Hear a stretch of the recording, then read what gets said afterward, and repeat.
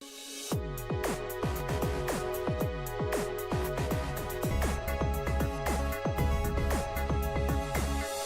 Alternative Dig Talk.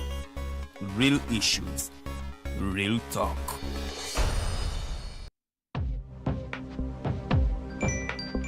Go to the church, though. Tolly man, what's up? Man, can you imagine people just dump everywhere? Someone drinks water and throws the bottle wherever. Come on, Rogers. What else do you expect people to do with an empty bottle? Simanya now, recorder. Did you know that plastics take at least 450 years to decompose?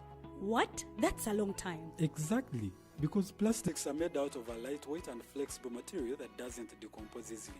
And plastics everywhere in the environment cause plastic pollution. What is plastic pollution now? It is the accumulation of plastic waste in the environment, like bottles, polythene bags, straws. All of these contribute to plastic pollution. I have been using them without knowing their effect. Yeah, a lot of people have. Plastics are a danger to the ecosystem, both on land and in water. So how can we overcome this problem? Is there something we can do? Oh yes, we can reduce by minimizing the use of plastics, reuse by repurposing them, or recycle by collecting and processing them into new products. Everyone wants to change the world, but no one wants to change themselves for the world. How about we change our habits for the world? And it starts with me and you. This message is brought to you by Alternative Digitalk.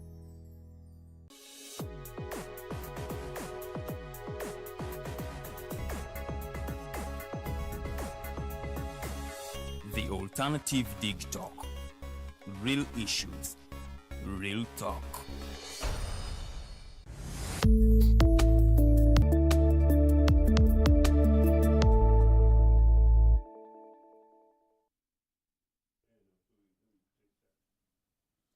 hope it's a good evening. Today, Monday, 29th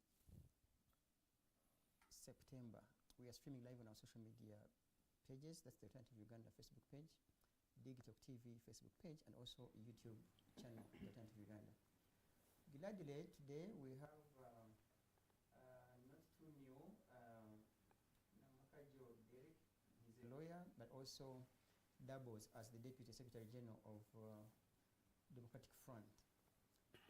In the center is once, the hopes haven't gone yet, but once a presidential hopeful.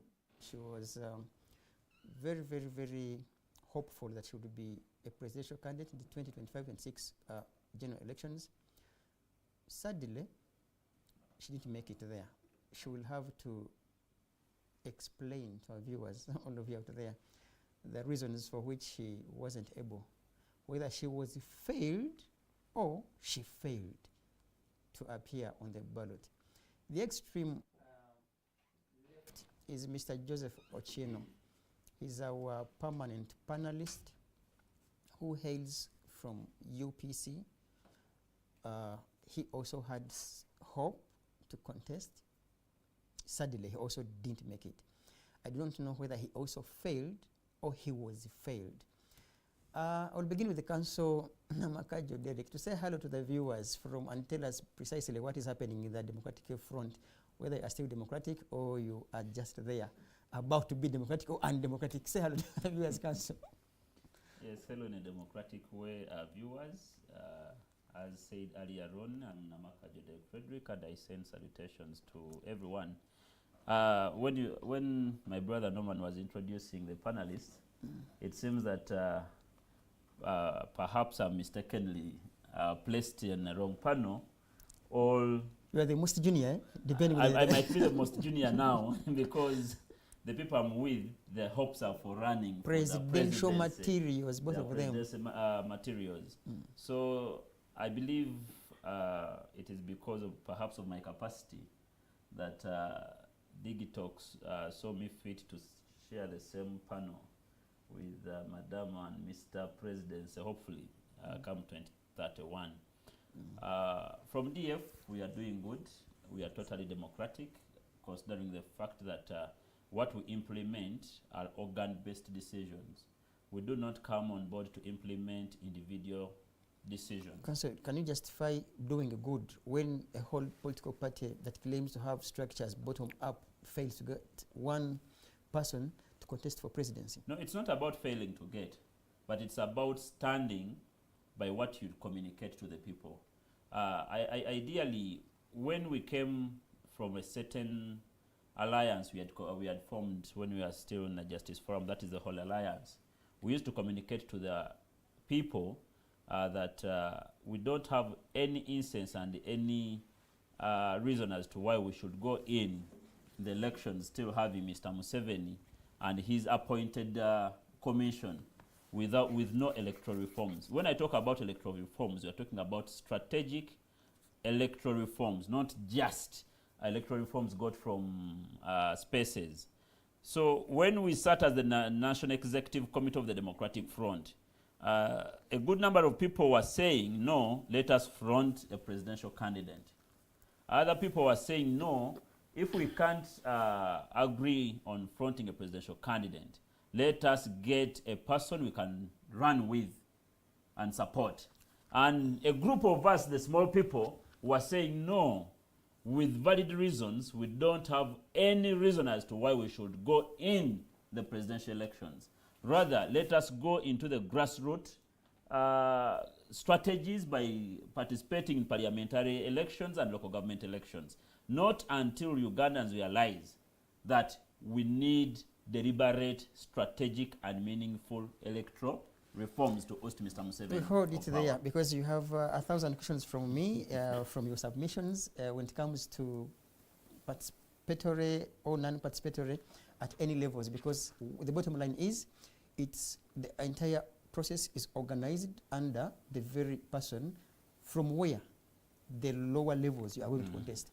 Anyhow, let's go to Councillor Mpambara to also say hello to our viewers. Precisely, of course, don't dig deeper onto whether you were failed or you failed. We shall come there as we begin the entire discussion. Say hello to our viewers. And of course, you can perhaps give us a precise summary of your week, the sequence of events. I think 2 weeks. Yeah. Over first 2 weeks. Okay. Good evening and hello to our viewers. My name is Yvonne Mpambara, and I am a former aspiring presidential candidate. Incoming still. We are still fighting. The battle has just begun. For the past 2 weeks, I would say it was still a battle. We've been trying to figure out or trying to put in place exactly what happened with the Electoral Commission for us not to end up on the ballot, especially after putting so much effort to make sure that we are well equipped to be on that ballot. So for the past week also, we've been just trying to figure out how we can move just past that, but also make sure that there's a wider representation of voices of women that have not been represented on the ballot. So we've been doing a lot of visibility to make sure that not just Ugandans, but the entire region and the world knows that for once in about a couple of decades, Uganda has decided to go with an all-male, what would I even call it? An all-male ballot. Men's league. It's like an all-male ballot. And yet it had been doing progressively well in the past few years. Wouldn't say it was doing extraordinarily well, but there was some representation that was not just symbolic, but it had strong women that were capable, potential presidential material. So for them to decide that this particular election cycle, it was not worthy of women running to show that they have alternative visions for this country, showed how much they see the irrelevance of women to participate. So we've been trying to make sure that the world knows that this is what the country has relegated itself to, that this is what we've degenerated to as a country, and we're not willing to open up this particular space for women to be able to ably participate and meaningfully participate and compete with men that have for the longest time been favored in this system. Do I even have anything to add? Lawyers say have nothing useful to add. Mr. Ochieno, say hello to our viewers and you summarize because you have been more or less in the same battle. Maybe you could say hello and maybe summarize a week or so for us and what has transpired. And then we shall dig deeper into the nitty-gritties of the entire reasons for which you failed or you were failed. I've failed in very few things in my life. But it just has been a terrible 2 weeks. In Mpamba's case, we spent quite a bit of time in court. And the Sunday, which is last Sunday actually, before nominations, we spent most of the mornings and afternoon at the Electoral Commission with the chairman and his commissioners, and then the following day again in court. The sad thing is, for me, is that I'm a feminist and I'm a gender activist, and as way back as nearly 40 years ago, you can't believe it, Yvonne, I contributed to, I would say, together maybe three of my colleagues, to a revolution in a Muslim high school when I left Miri for my A-levels, to insist that we wanted a woman to be our head prefect in a Muslim school, a very conservative high school. And we did it. And it's then that we also, at the NUSU Students' Union, the National Union of Students of Uganda organization, that the future UPC government would review the nonsensical name that it appears today, so that we regroup and reorganize the students' body, equip them and enable them, and recreate them once again as the portal foundation for young people to grow in academics, to grow in public life, to grow in governance and leadership, and to grow in public policy, and to prepare them for leadership of this country and of this continent and the world. So we'll do that. But at the NUSU thing, we deliberately decided, as a small group, ironically, actually, with the help of our deputy head teacher, who was a woman, Mrs. Karuhiji, actually, a fantastic lady. We consciously said who should run for president, and we had one, Mr. Angura, and we said who should be the treasurer of NUSU, and I became the treasurer. You can see the trust thing. But most importantly, as the students group, we picked on Felix Kuleje as our speaker. And I created Felix, and one time he gave this as a public credit, but Felix should do more and better, interestingly, at high school, to become the speaker of the students group, and went on then into public debate and thing. So he is now the spokesman. In a way, actually, that pushed him there, and he concedes that. Why I'm saying that is you can see the structural system globally, but the structural systems nationally, and deliberate government policy, and deliberate movement of young peoples. And so, if that is part of my background, it is shocking that this NRA that built itself on the program and slogan that predominantly picked from the global waste actually, and people think Museveni came with it from the bush. This business of gender balance, gender emancipation, things like women emancipation. No, these guys just did it because of the timing. So this affirmative action thing, no, these guys didn't believe it. You know, they as men-driven as they could be. Because in public life, Yvonne, we have a first lady who's a politician. And we have the vice president who's a woman. Speaker of Parliament. And we have the Speaker of Parliament as a woman. And we have the Prime Minister as a woman. But the other day I was in a radio program with a senior member of NRM, whom I was sort of not mentioned here. She sort of surprised me because she said we shouldn't blame the system for not nurturing women. Women should work hard and come up. But then in the background, she made an important point, Yvonne. She was saying, but Joseph, this is actually off air, that you see, we've got all these powerful women. She didn't count all those, she mentioned two of those ones. But what impact are they causing? One, in government policy, and two, in polity, including enabling women. So she was even possibly hinting that I, Ochieno, you've possibly mentored and guided more women than some of these people. Still, I didn't agree with her. But then there's a point. How on earth could a regime that had built itself over a period of time on women emancipation create a system in which at 2026 elections, meaning today, we are not able to have women of competence to be represented? And if you ask me that there are other countries, I don't know them, but I know Yvonne here.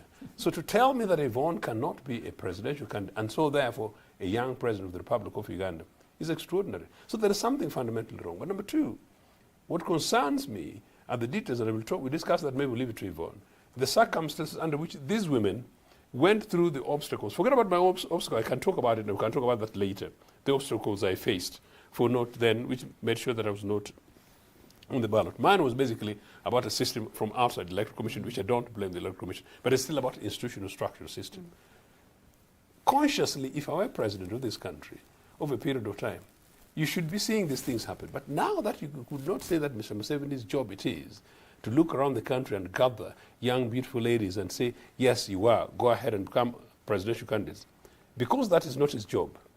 It is clearly an indictment on this regime that if what the other NRM lady was saying, that it's up to women to come and emerge and show their worth.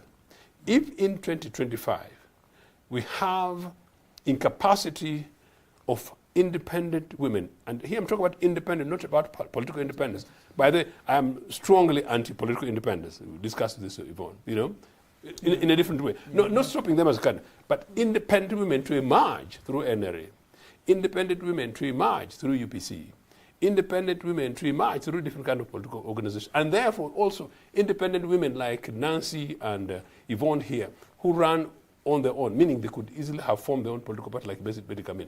If we don't have those kind of women who've got the capacity to be listed amongst the 8 candidates and say, there is power, then there is something structural we are not doing well. And that to me is my point. Okay. Our viewers, we are still here trying to dissect what could have caused trouble to those that had some hope to appear on the ballot papers. But of course, that I do not want to say that he's happy at heart, Councillor Namakajo, because in any case, that race, it was too big for them. It was like carrying an elephant in a cup, so they they chose to let it go. Councillor Namakajo, you mentioned, before we even dive deeper into the topical discussion for which we are here, you highlighted one of the reasons for which you did not find it useful for DF to participate in the presidential elections. And if I may equally quote, you remember Council Honorable Mabike, remember back in the day, we were with him, I think like 3 or so weeks. And the same thing. And then one wonders on whether or not there is logic in courts boycotting the presidential presidential elections, but then citing, of course, irregularities and your mistrust towards the entire process. But then you queue up, you wake up in the morning, queue up, smartly dressed, to pick nomination forms for local council and MPship, organized by the same person. Is there logic? Of course, there is logic. That is one. That is what we have to first agree on or appreciate. Say that there is logic or not, I would suggest that it is not dependent on someone's wanting.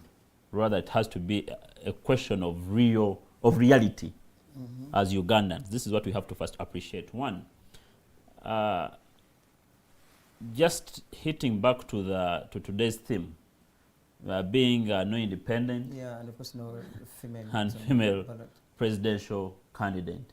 I'm mainly interested in the female presidential candidate line because I don't buy the ideology of independency. Why?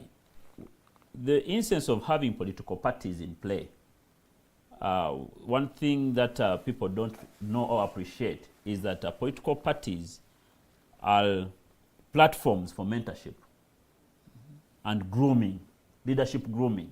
That is the instance in reality. Making an example with the Communist Party of China, many people ask why it has taken many years for other political parties to oust out CPC from the leadership of China. It is because they understood the essence of a political party. You cannot come out and contest for a presidential seat in China on a CPC ticket if you have not proved to the leadership that you have gone through various levels from the ground. If it is entrepreneurial sector, you have to prove that you have gone through various ranks entrepreneur-wise. If it is political-wise, come and take part in active politics of the party from the grassroots to the topmost leadership. Why am I giving that example? Is the essence as to why we are saying we are not taking part in the presidential campaigns and we need the grassroots, call them the local government elections and the parliamentary elections. Fact be told, what the problem we are having in Uganda, it's not about whether the parliament elections are being rigged, whether the local government elections are being rigged, because we have proven by over judiciary or petitions to court that at least there's still some sense and some reality and truth and justice when courts are determining petitions brought to them on a parliamentary level. But the question is, what happens in reality when we are dealing with a presidential elections? If we are to ask some questions sincerely as Ugandans, if we are to go into a presidential election in Uganda with Mr. Museveni, what are the odds of the Electoral Commission, the so-called Independent Electoral Commission, declaring Mr. Museveni or declaring Madame Yvonne? Literally, what are the odds? In short, you're cowards. It's not about being cowards. In short, it is being a man enough to stand with your words. You see, it is very, very bad. But there's some bit of contradiction. No, there's no contradiction. Let me make this clear, Norman, before even you come in. You're having a party that is the mover of the electoral reforms in parliament. And we are saying we need electoral reforms. And we are saying if we have no electoral reforms, the elections being conducted by Mr. Museveni and his commission and his institutions are just a sham. And you participate. Then you want us, the same people, to come again and we compete with Mr. Museveni on the same seat.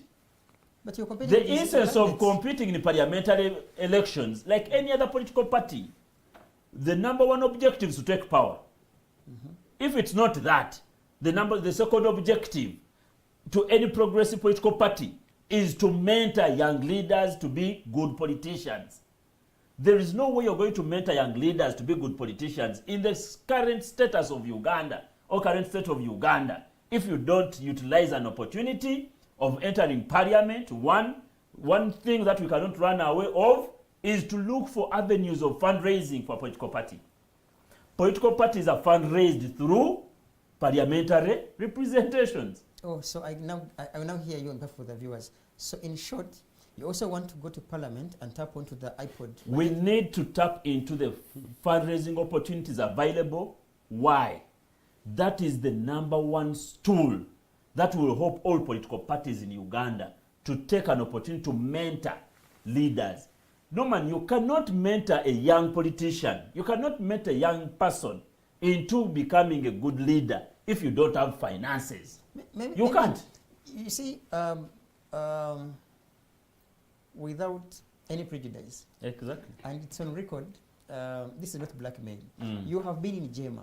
Yes. And your president was in parliament and still remains in parliament, where he was. And My he former still, president. Yeah, your former president, rather. And he still receives money, the iPod money. Where you were then, was that money purposeful towards mentoring young people? Because I don't want you to fall in the same trap.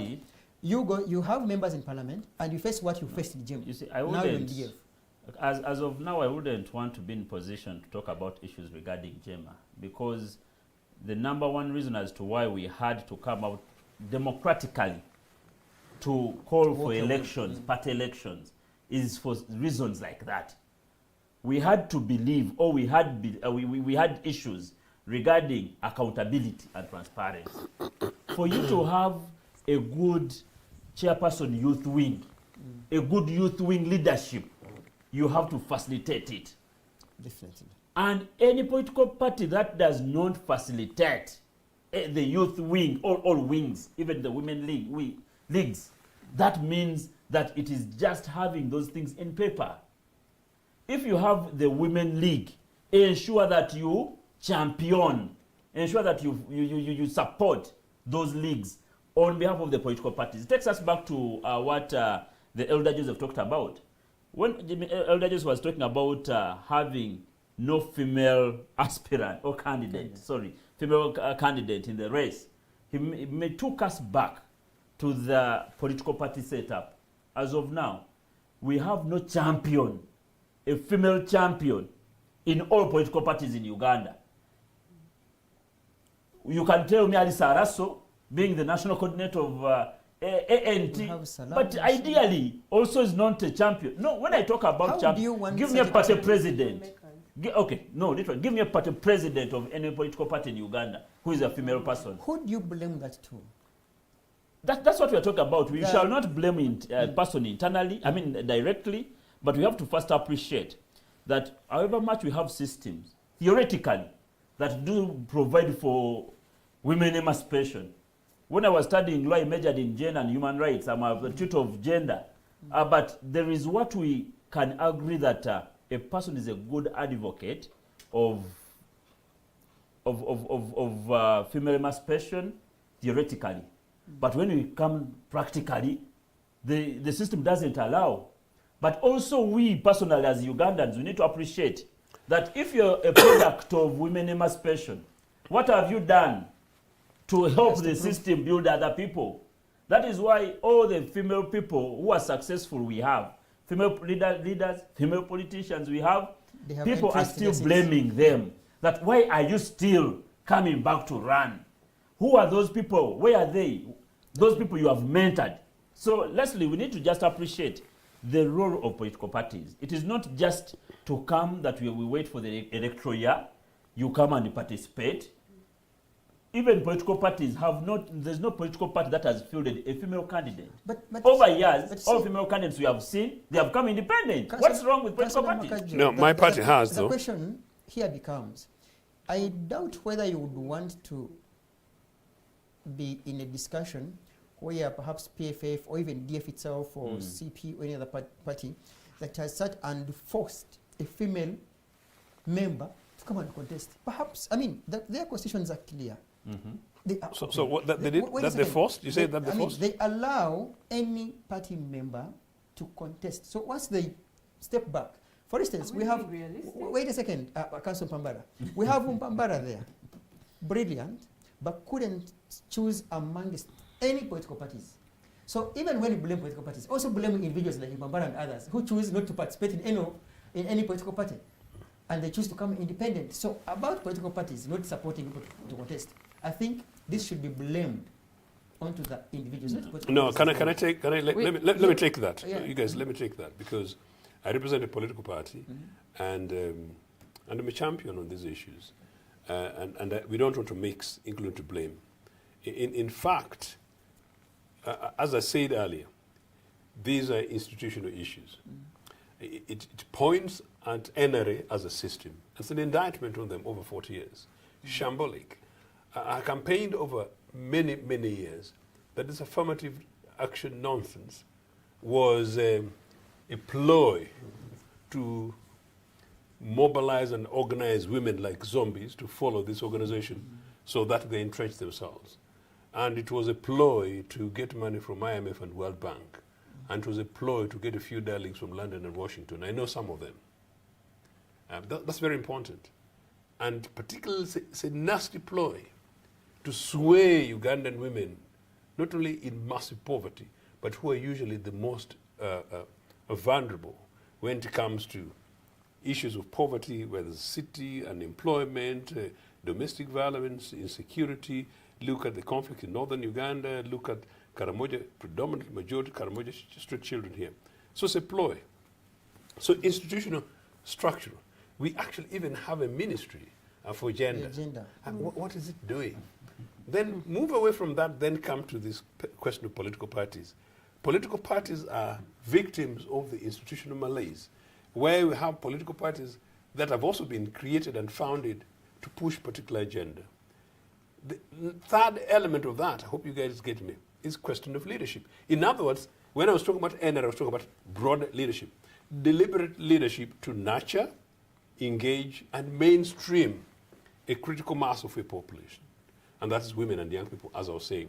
That's why I started with the NUSU, National Union of Students of Uganda, very deliberately. And I really hope your listeners follow me.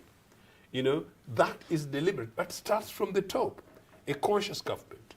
Mama Miri Obote told us one time, I think she said a few more times, but I just had the privilege of being around, but she was still in a group of people, I think including a couple of young people who came to see her. And she's saying that, you know, for the 2 times when her husband was president, Yvonne, that students, meaning young people predominantly, but tend to be more students, never made appointments to see the president.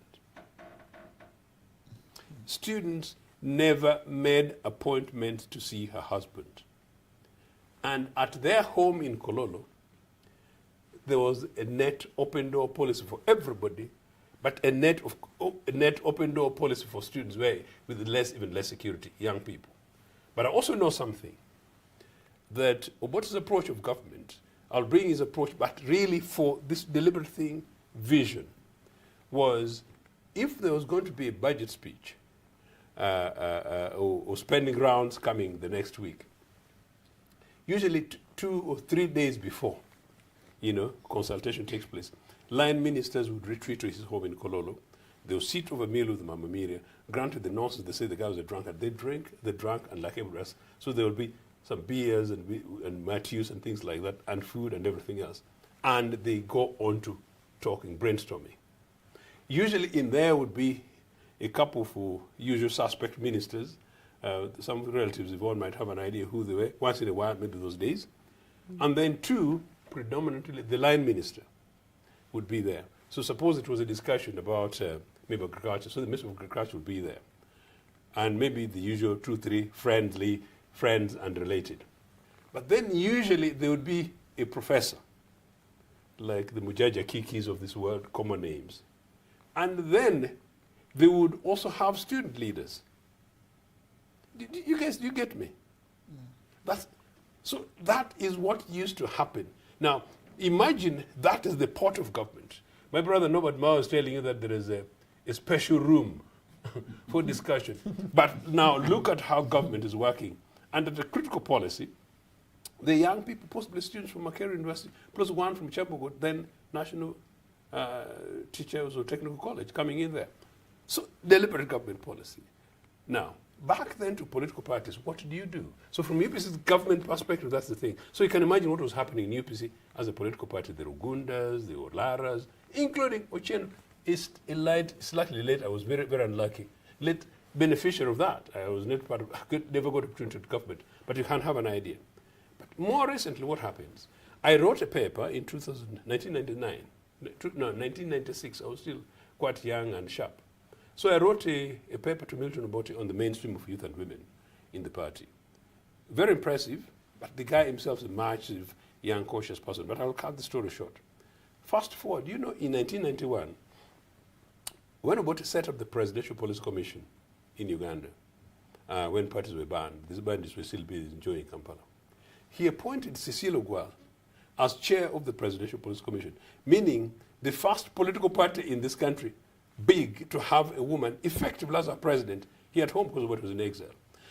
Now, Adonia Tiberonda told us in a small group of young people who met him at his hotel in London that, you know, when Obote set up this commission, when Obote set up this commission, and he appointed this girl, he said this girl, in a nice way actually, not patronizing, this girl.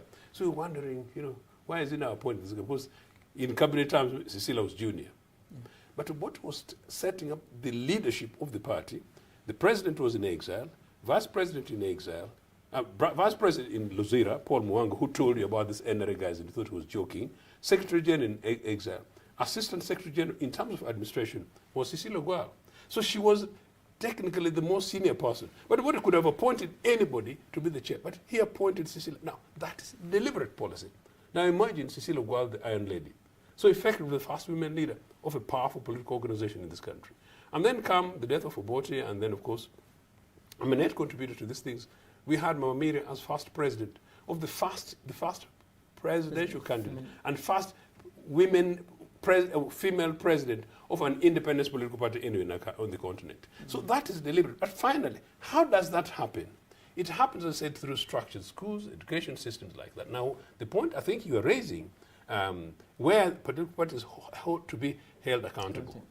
I, as chairman, elected chairman of the party in UK, I deliberately said that we should support one Rosette to be my vice chairperson. We're now preparing for elections, you know. So you do these things consciously. You know, it was elective, but we're saying of the members we've got around, who should we support for?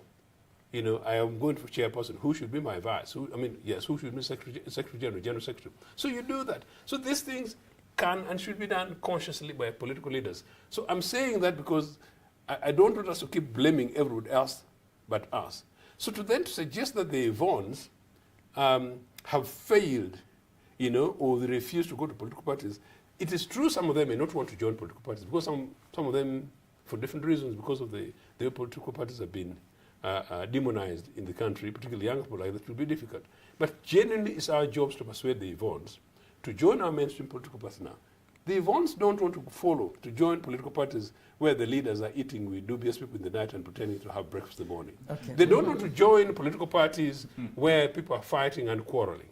They don't want to join political parties who do not have values consistent with their own values. So it's up to us political parties to be leaders, create an enabling environment, create spaces, show that we are tolerant, and show that we create an enabling environment in which women and young people can come in and thrive. I hope that the future UPC party, with myself as Uganda House as president, will be able to do just that. Because we never did it before, we should do it again. But this is really a clarion call for all political party leaders. Okay, cross to Mpambara. If I may ask you in specifics, so far the work done by EC in the first place, do you think they are yet to give us what Ugandans expect? One, let me first comment on the previous conversation. I felt it moved so fast to the point that I would have answered it just. No, he executed a successful coup, you know, a bloodless coup, and he took my powers and I allowed him. Yeah, it was a bloodless coup. I was building a foundation for her. Yeah, gladly, all of us are still alive. Now I've come here to coup again and remove. But I'm going to respond to a couple of things. And I've noticed there's a certain way men answer some questions around women participation that is not ideally what a woman would answer. It's very easy to blame women that you've picked out of the system, to blame them for wrongs that have happened just because of their positions. But when you're talking to men, they will tell you that the reason why these systems are rotten is because you have the head of your fish that is rotting, right? So if it's already rotten, how does the rest function? Would you be able to still eat the rest of the fish?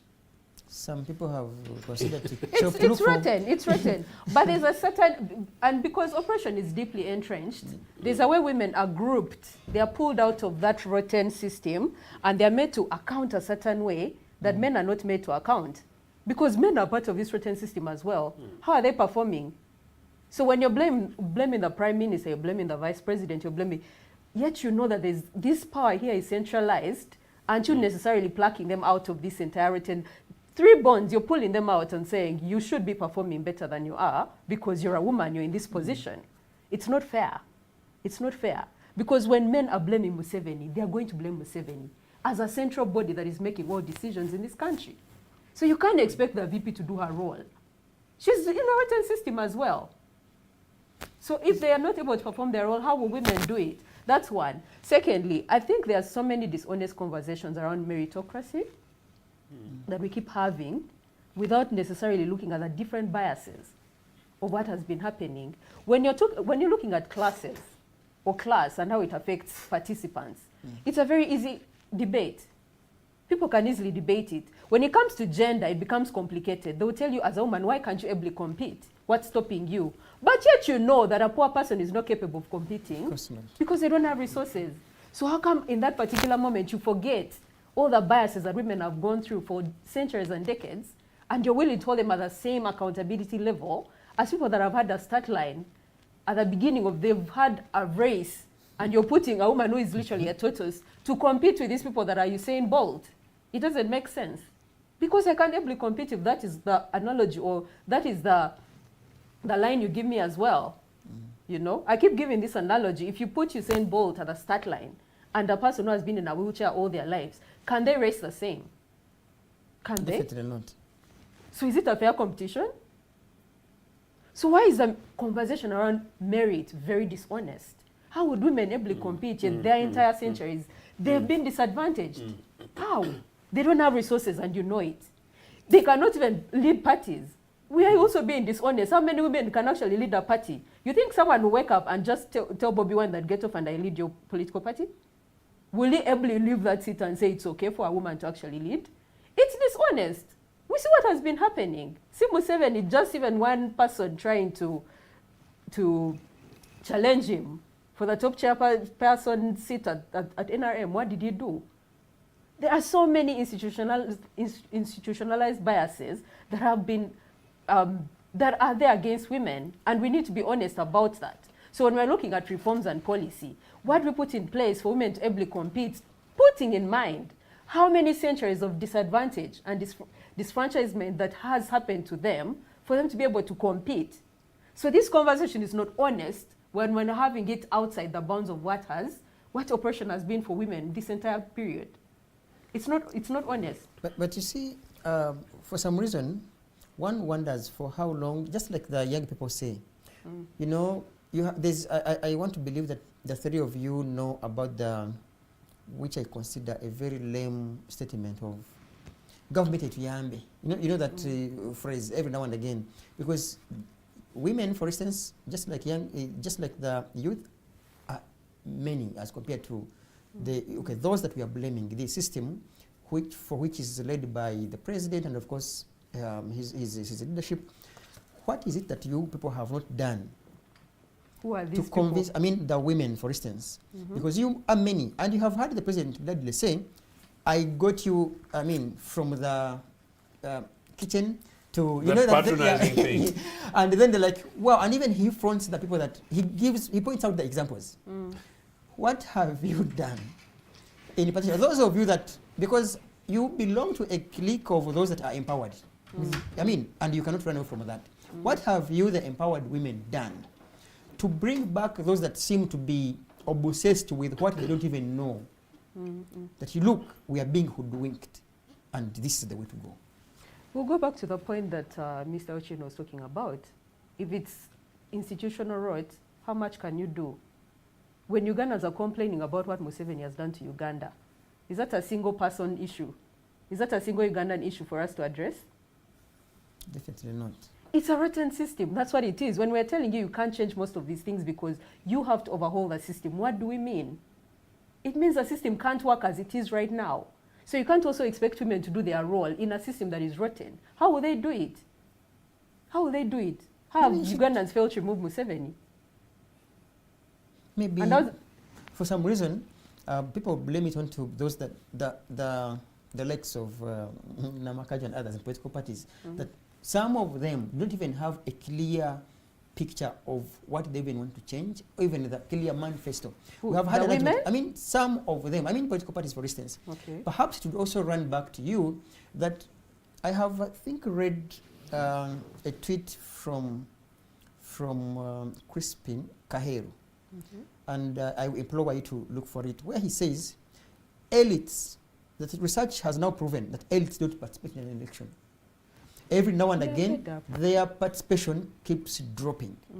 So for some reason, one might also believe that elites like you and a few of you, in fact, but not a few, you're not as few, you are many up there, haven't done their best to go and look at this lady who thinks that Mr. Museveni and NRM got them from the kitchen to the dining table, because that's what he says. And that may not necessarily be after you have become president or after you have become MP, but in your capacities, spontaneously. Can I say something very quickly? Yeah, in a second, I go back to her. If you don't mind, I think this is a matter closer to my heart. And of course, it's my party's heart matter. Yeah. It's absolutely the reason why we must hail Yvonne, why we must hail the likes of Yvonne, who, amidst all these challenges, chose in a very extraordinary way to come up and offer themselves. Call it a situation of maybe a zombie you're trying to find a fitting amidst all this madness. And particularly to Yvonne plus a few of those other women who managed to mobilize sufficient signatures to be able to contest as candidates.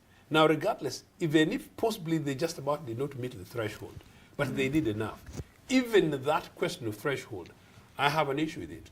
I have argued, Norman, somewhere, that when they were doing this 1/3, 2/3 signatory things, we had hardly 40 districts. Now we have more than 4 times. Yeah. And I'm saying that even political parties and organizations, UPC has no issues. For me, I would gather those signatures within 2 days. In fact, possibly, in the normal times, we can collect, as UPC, you can collect it in a day, across the country and more. We've got systems and structures, and we are a political machine.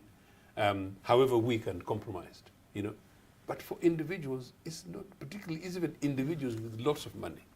And individual women, it's hard.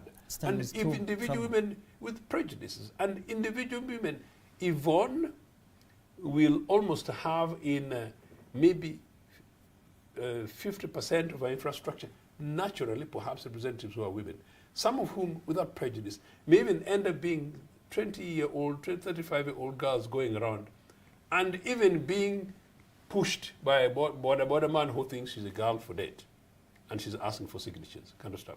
So the injustices and discrimination against women and the hurdles women face are huge. So you notice what I've just said, that Yvonne's likely person in Iganga is more likely to be a young woman, 28, 29, 30. And if she went on a border somewhere on the Kamuli Road, she is actually more likely to be looked at by funny boys while she's having these papers. And very likely if she goes to a Malwa drinking place, somebody is going to patronize to a young lady before even the signature thing. So the system is actually so you notice, so away from the institutional arrangement, I'm talking about the global society. So it's difficult. And that's what I'm trying to say. This requires vision, this requires leadership, this requires political leadership. And finally, I'm sorry, what do political parties and organizations do? What should governments do? Governments, knowing these gender inequalities, and before we came on air, and I'll take you slightly more, I'd rather speak much less earlier. That's why I was saying off air, before we came on air, that certain institutional leaders making sexist comments in response to complaints by women, I think they should be challenged, and maybe there should be massive consideration for these guys to be taken to court. I come from a massive human rights-driven background. It's completely unacceptable. What we did as a government, as early as 1963, Yvonne, an independence government, those days when women were neither here nor there, the places were even there.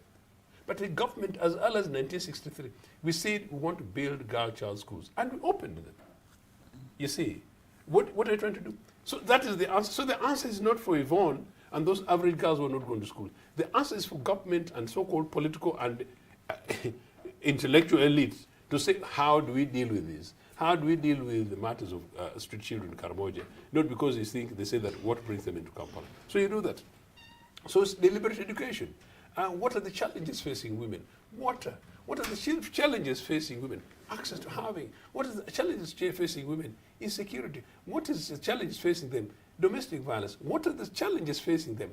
This sexism at work, where an average woman who's 28, has got to persuade somebody for a kiss before she gets a job.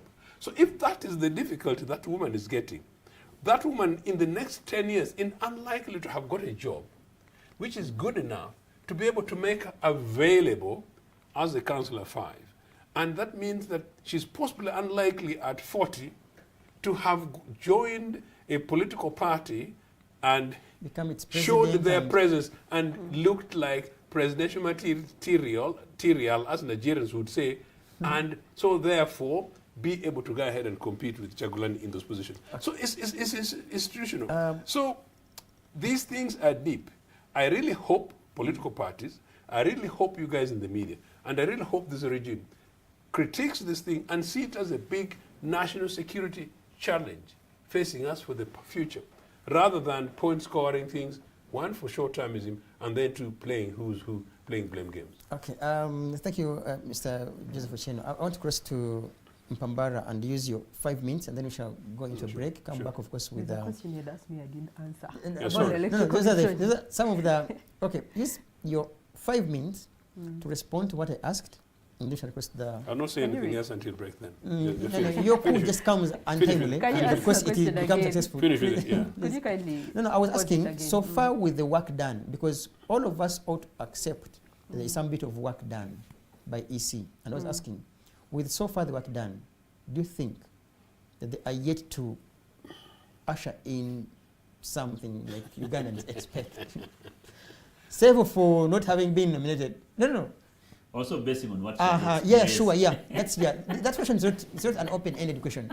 So you may begin your preamble by saying, guys, with even in particular what I went through, I doubt. So the ball is in your hands. So far the work done. I don't want to answer on your behalf. I'm going to answer based on my experience. Yeah, use your experience and. There's a lot to do. There's a lot of work to do for the Electoral Commission. And I'm very sure they know themselves that there's so much work to be done. If you're capable of going in a press conference and saying that women have lower seats where they have affirmative action, where they can run. Who do you cite? This is public information. As soon as you type it in, it's a statement that will show in Daily Monitor, in New Vision, it will say during a press conference. It was by a member of the Electoral Commission. It is right there. So if someone is capable of saying that, it means there's an intentionality not to include you because they feel it's something that you should be doing. There's an intentionality to sideline. Because if you know a system already systemically sidelines certain categories of Ugandans, it means that you are not doing enough as a commission to make sure that there's able representation. I was giving the example of South Africa. They recently had to amend the electoral reforms. They have an amendment of, recently, a few years ago, 2-3 years ago, they had to amend for equal representation, gender representation on the ballot. How come countries like that are able to do it, but then you are capable of telling Ugandans that it doesn't matter for women to run for presidency because they failed at a competition, yet you know they can't ably compete? So there are so many reforms they have to do. But also secondly, like Mr. Ochieno was mentioning earlier, it's not realistic to still continue to depend on some of the criteria they have for aspirants to run. The 2/3 is very exorbitant. If you think about it, it's naturally meant to sideline and push out people.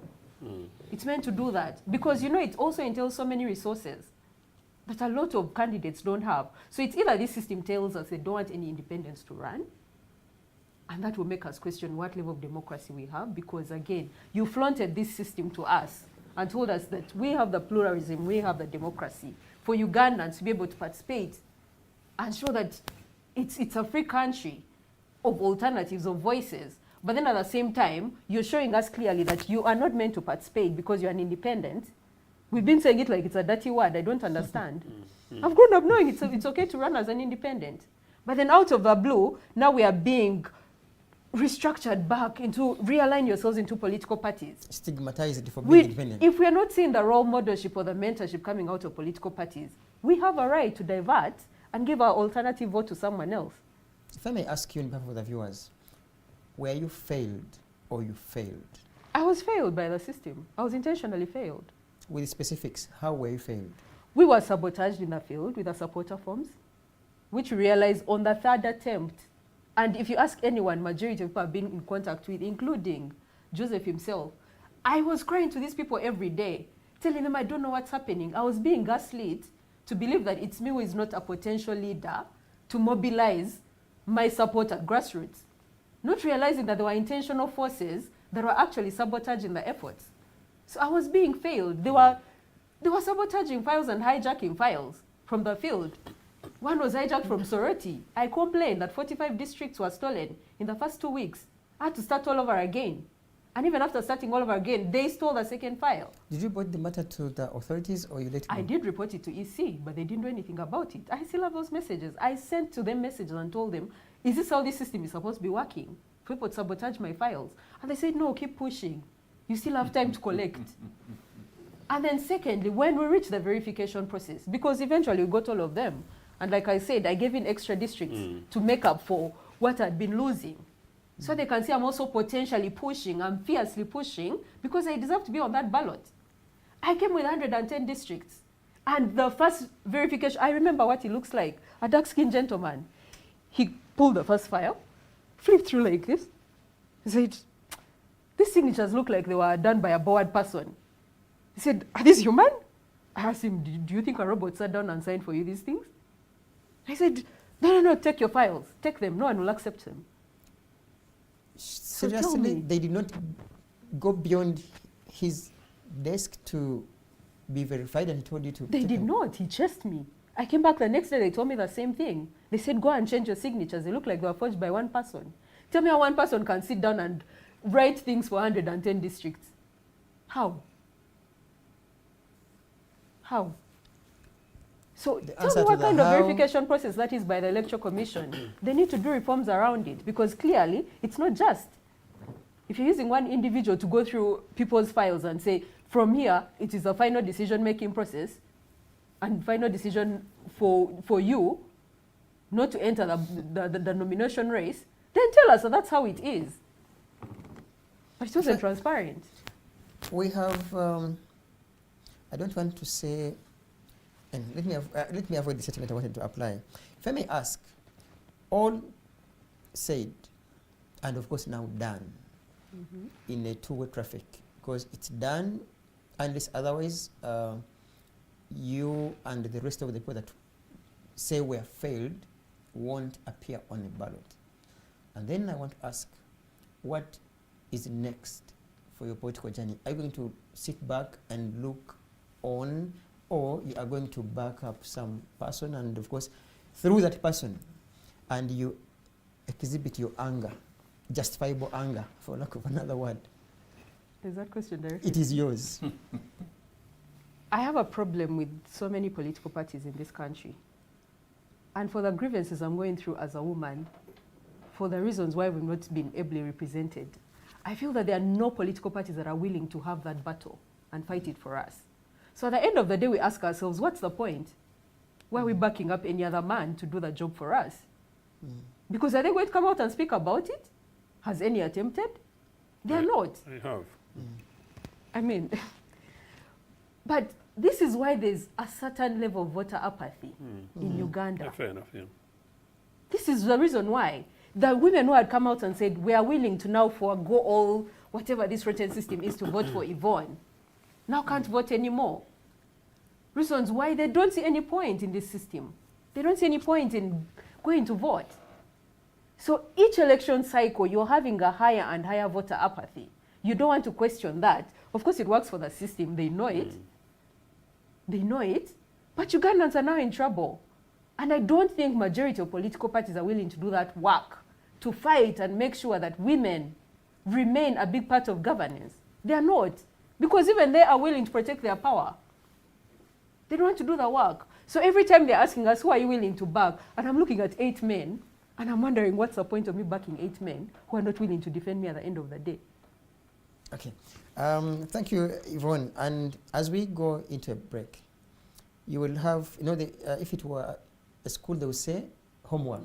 Now, you have this, your break work, because as we go for a break, not homework. There are voices that even when women appeared on the ballot, some of them literally did not have even a specific message for which to, preach to citizens and perhaps convince them to come on board. And I don't want to mention the names. Don't you think that this could be the reason for which, if there are those that were denied signatures, such voters lost hope in such candidates, and like, we already know what even the predecessors did, and therefore you are not worth even having your signatures? It's a, the way you are preparing yourself, no. It's a break question, not a homework. We're coming back shortly.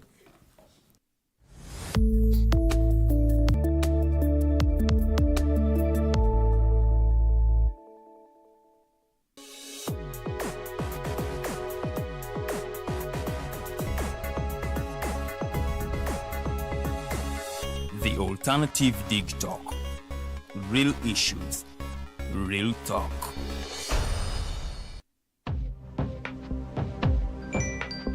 Go to the church, though. Tawali man, what's up? Man, can you imagine people just dump everywhere? Someone drinks water and throws the bottle wherever. Come on, Rogers. What else do you expect people to do with an empty bottle? Simanya now, recorder. Do you know that plastics take at least 450 years to decompose? What? That's a long time. Exactly. Because plastics are made out of a lightweight and flexible material that doesn't decompose easily.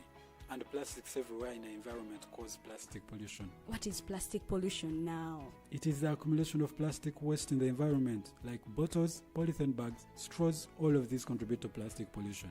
I have been using them without knowing their effect. Yeah, a lot of people have. Plastics are a danger to the ecosystem, both on land and in water.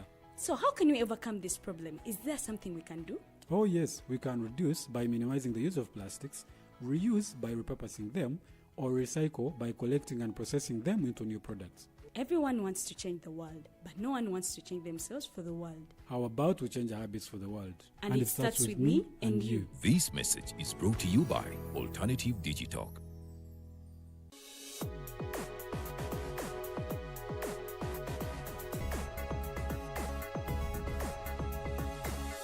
The Alternative Dig Talk.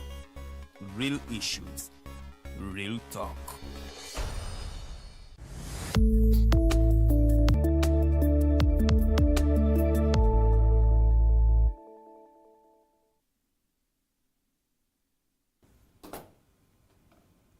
Our viewers, we're back. I know that you literally saw how prepared Yvonne Mpambara and Mr. Joseph Ochieno were almost standing up to answer the question. Because gladly we are back. And let her begin from there, from her break work, not homework. Yes, proceed. You remember the question itself. Please pose the question again. I was so fired up, I even forgot. To precisely say, there are some voices that doubted, that doubted some of your predecessors as female presidential candidates, and perhaps that could be the reason for which some of such would-be signatories denied some of your colleagues' signatures because, to their wisdom, they had been disappointed by, or even the performance, even when your colleagues appeared on the ballot, the performance was worrying. And there are those cowards who would say, even when we give them our signatures, they won't even make it any longer or even slightly ahead, and they choose to relax. What is your comment? And how many of those 8 men on the ballot are going to make it any longer? Anyway, there are so many biases already that exist for women in governance. There are so many biases.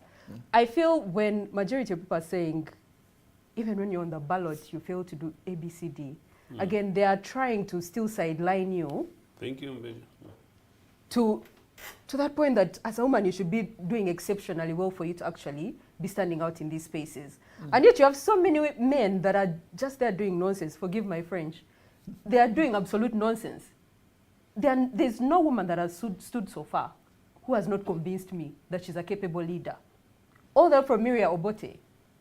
She was the first woman to run in this country. Betty Kamia.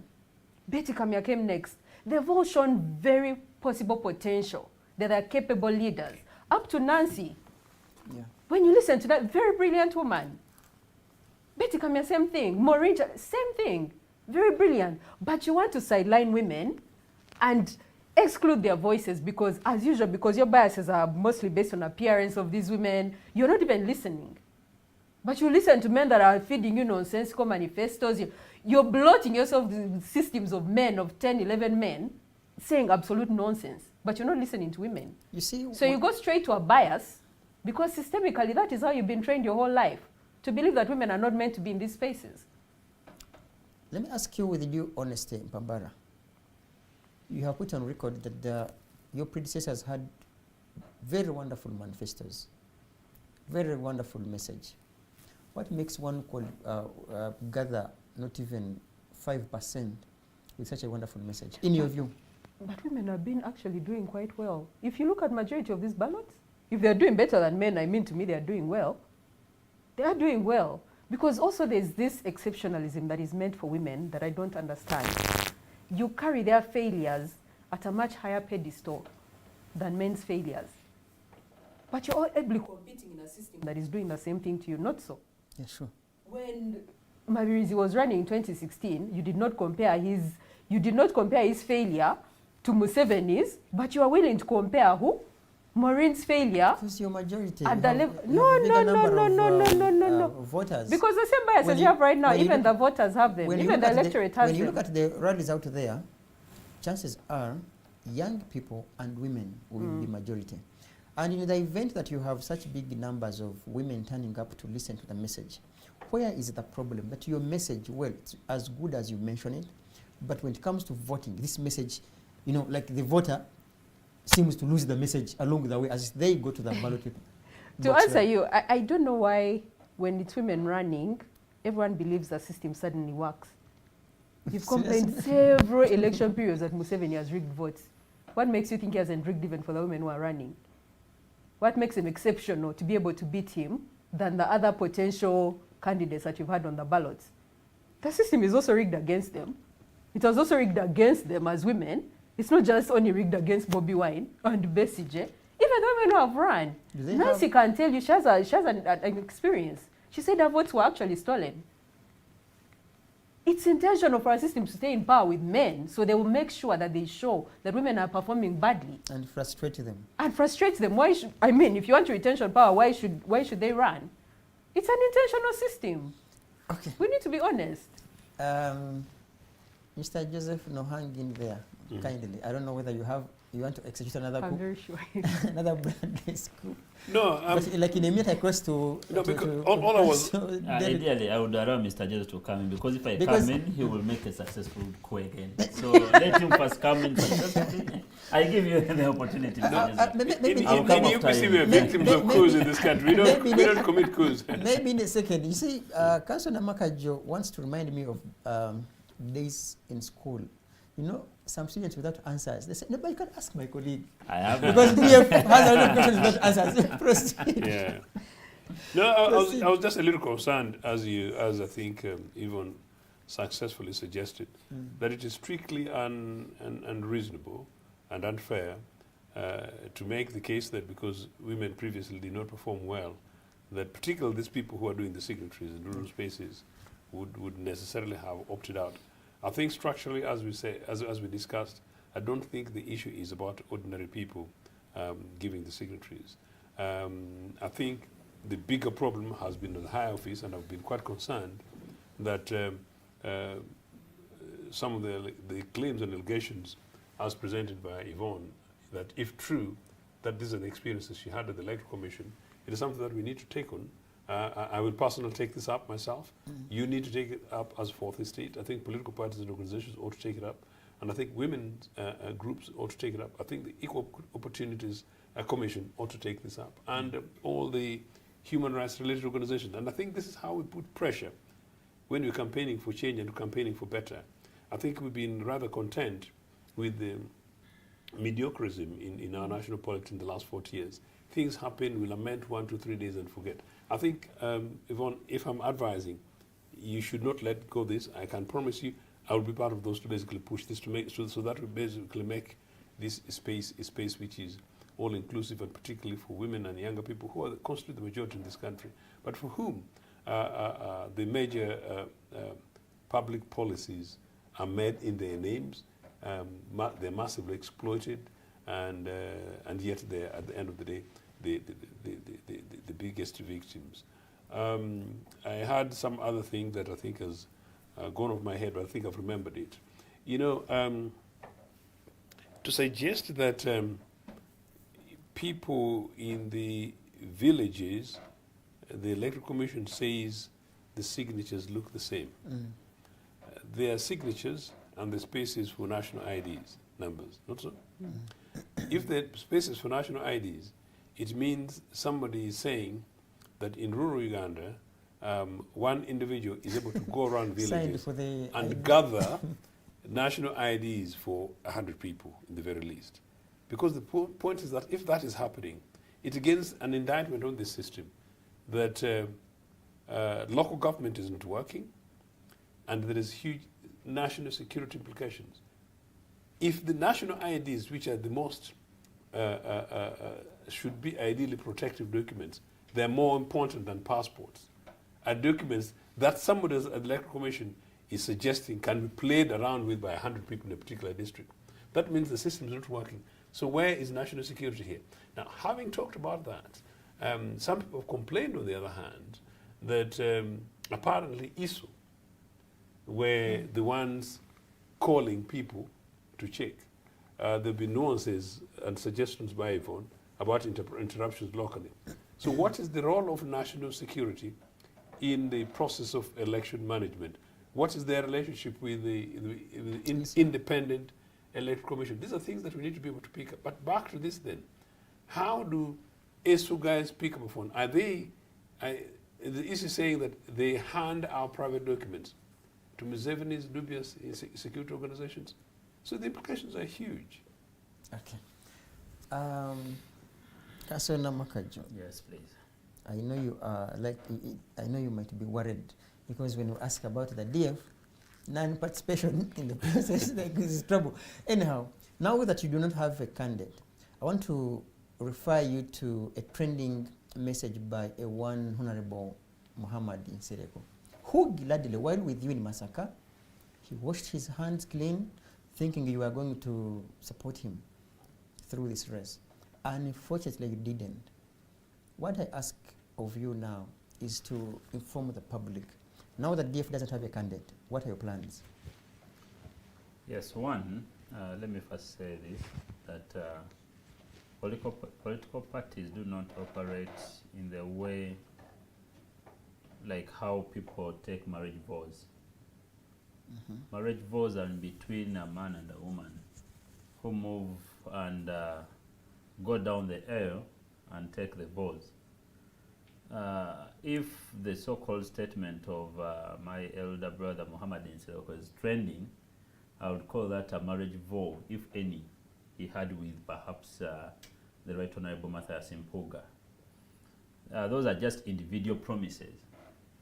But also we need to agree that political parties do operate in democratic way, or ought to operate in democratic ways.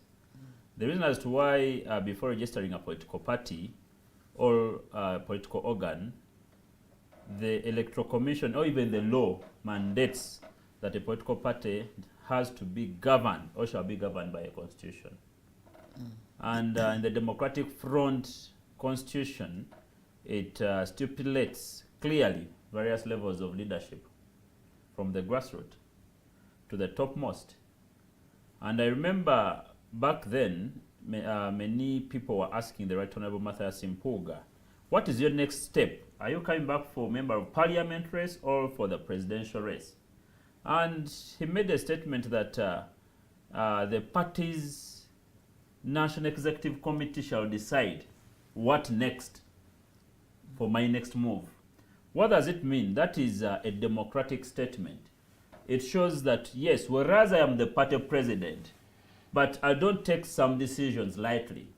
There are some organs, as per the law, mandated to make certain decisions. And I remember the office I sit in, the Office of the Secretary General, and that document or the notice was signed by the Honorable Mike Marike, whom I deputize, was issued a week too, calling for the National Executive Committee. And I assure you that at our party headquarters, the National Executive Committee was convened, and around 200 members who sit on the National Executive Committee turned up. What does it mean? That a National Executive Committee itself sitting, it is a democratic way of respecting the law governing that particular body. And a lot of opinions or suggestions came in. Among others, I made a preamble before that some were saying, let us enter the presidential race. Others were saying, no, let's get someone to back up, like the Honorable Muhammad Nsereko. And I remember a group where I subscribed to, because it is my thinking and belief from years ago, from the 2021 elections. I was like, but wait, what is the reason Or is there a reason as to why we should go into a presidential race with the one Mr. Museveni? That was a sincere question. Where we go wrong as Ugandans is we do not have an element called self-meditation. But the day you go back to your bed and you ask to yourself sincere questions, you will get sincere answers. The question is there a reason as to why we should go into a presidential election with Mr. Museveni using the current electoral laws? Isn't that also attracting a very sincere question to you? That whereas I may not participate in the presidential election, I'm also sacrificing or offering my members to participate, because you see, Council, to participate where? Local government and parliamentary. You see, what I don't want you to run away from is that fact that there is no another electoral commission that organizes parliamentary elections. It is the same, independent. I would request through your seat to just ask my dear panelists here a sincere question. Do we have need in Uganda for electoral reforms? You are taking my powers. I want to pose a question. No, it is a sincere question. Because now we are in sincere talk. Yes, do we have this need very to have sincere electoral talk. reforms in You see, Uganda? this very sincere talk is the same sincere question and honest question I want you to reflect on. Yes. But look, there is no another Byabakama presiding over parliamentary elections. There is no another Byabakama presiding over a local government. So why do you expect that the result will be? Let me just supplement. He's your fellow council. Please do before you answer. But also with the kind of system we are looking at, knowing that power has been centralized into one man, right? What is a possibility of these people we are flaunting from local council level to parliamentary level to be able to do their role under a system that is already failing? Because if you're giving it away to Museveni to lead, clearly it's like saying we are endorsing. So, Madam President, so even at the parliamentary and local council level, how are they going to do their job when Madam President, I appreciate your submission. Council. But also, do we have a need for reforms? Council, No. In whose system are your local council councillors and MPs going to serve? Let me give you examples. We need to appreciate by facts. When you're making research, we have qualitative and quantitative. Research dictates that we have had successful petitions being overturned on parliamentary level. True or false?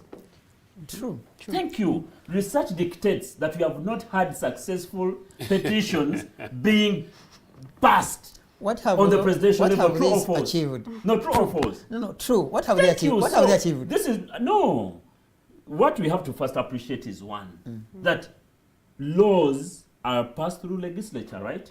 Definitely. Meaning at whatever cost, each and every political party needs a representative to take or to make its manifesto reach the parliament through various amendments. That is the reality. It cannot be overturned. 3, we need also to first appreciate the fact. You see, if you are to analyze all the relevant laws, I know, Norman, you in yourself, you have an element of a council. Before even I go to my panelists here, there is no right that is overwritten in all laws on international standard and domestic standard more than the right to self-determination. I don't know. The right to self-determination. If I assign you to go and open the first article in the International Covenant on Civil and Political Rights, it shall be the right to self-determination. If I assign you and task you to go and open the International Covenant on Social and Economic Rights, it shall be the right to self-determination. If I task you to go and read the first article of the 1995 Constitution of the Parliament of Uganda, what does it say? You see, so and the point is? And the point is, one thing we need to first understand is Ugandans shall exercise their right to self-determination by determining how would they want their country to be, politically and economically. By knowing that this is how you want your country to be politically, and you analyze a challenge, or you come out to see that this is a challenge that is hindering you exercising, fully exercising the right to self-determination politically, you need to first, man to man, handle that challenge, straight clear. And that is the electoral reform. Okay. Mr. Namakajo, do you have an idea on whether or not you're going to be advising your members to support a particular candidate for president at the moment? At the moment, it is a no. Okay. Okay. You see, some of such discussions help us to also critically analyze some things. I'm imagining, it's an analogy.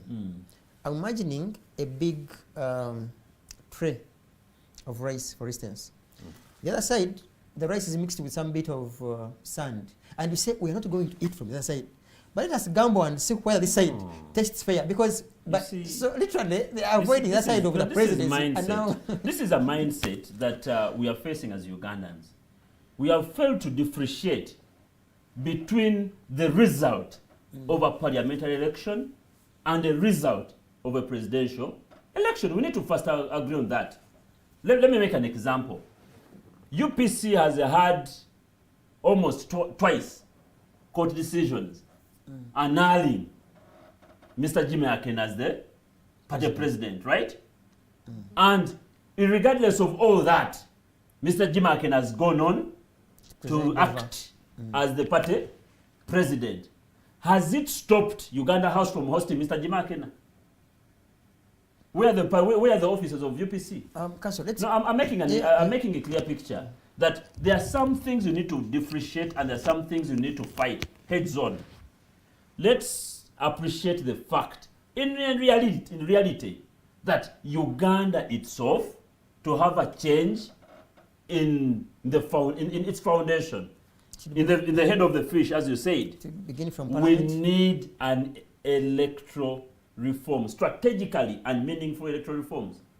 But you're participating in the reforms in the act that you want to reform. I gave you an example and I told you we have witnessed successful judgments on a parliamentary level being overturned. Okay. I can give you a lot of examples. I know you know. Yeah, so if I still have hopes in parliamentary elections, I know that if I participate as an MP of a given constituency and I'm reached, I can go to court and court overturns. We have seen that. So what stops me from participating in a parliamentary level? But also where we have an issue that even though you go to court, you're not expecting to get justice is on the presidential level. And we are telling Ugandans that we need to be sincere and real to ourselves. We need to promote and fight and advocate for meaningful electoral reforms. Lastly, Norman, there is no way you can tell Ugandans that we need meaningful electoral reforms. And it is you, the same person, who is participating in the electoral reforms you're calling for. Then, if I fail, what am I going to tell people? That you see, by words I was telling you, we need meaningful electoral what? Reforms. Madam President here, Yvonne, may I call her Madam President? Because of the confidence she has portrayed. I knew her even before her knowing me, like a year ago. But the way right now, the way she's feeling, by the process, just the pre-nomination process conducted by the EC, it is totally, extravagantly uncalled for. And if you ask her, what remedy do you have as of now? Which nomination process are you entering into? And the law is not providing for you a quick remedy, such as an electoral appeal tribunal. You took your forms, signature forms, and then one person is saying, perhaps there was some empowered person. At that time, why are you running for a quick remedy? And the law is silent. It is making that person to be final. How optimistic are you, and how optimistically do you think we can, you and I, from political parties, persuade Ugandan citizens that there's a particular approach that we can use, me and you, in the absence of participation in presidential elections, to cause the change, including these electoral reforms, at the same time? Thank you. One, we believed that you have to first act by your words. By saying, I'm not taking part. We believed then me and you, what can we do? Council, correct this, but in saying we are partly taking part. Because You're insinuating facts. that is no. Council,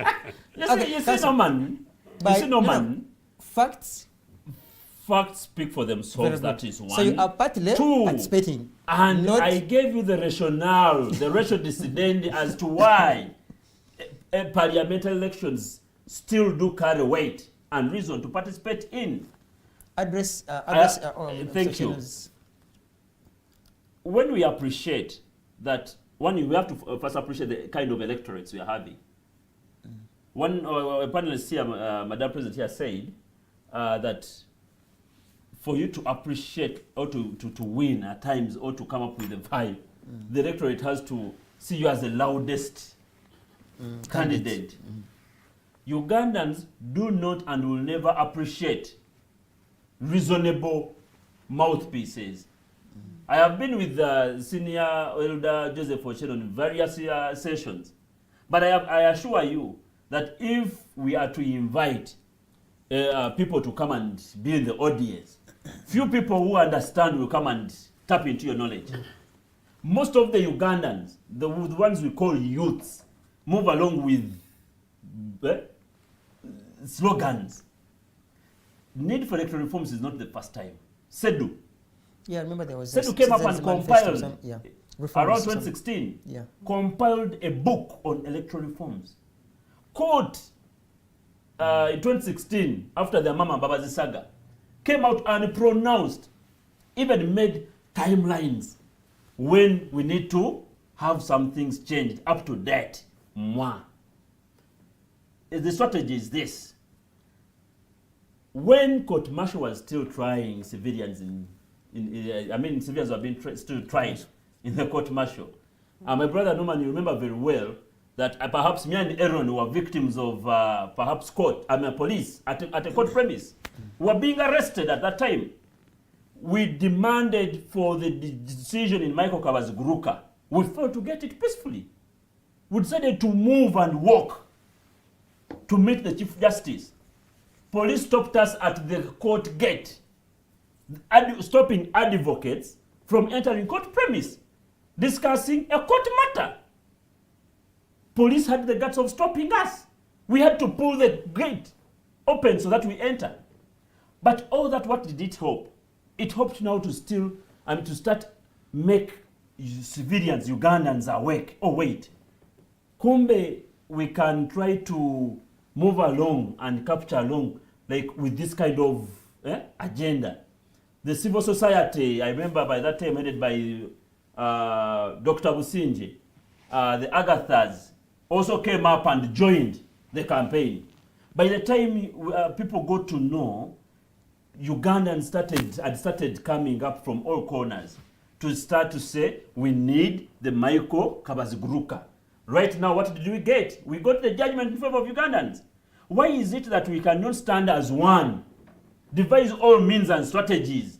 Yes, battalions are many, but they're fighting the same what? For us, we have said, as of now, we have started. We are not participating in presidential election. But even another political organ, another political body might say, no, let us move to court. Another political body can say, let us do this.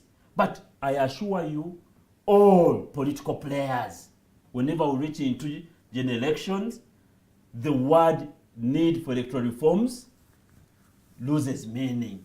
And as of now, all people in the campaigns, no one will ever speak that we need electoral reforms. But after Mr. Byabakama announcing in January or February, they are going to start saying, why would you then cry for us? Yet we told you we need electoral reforms.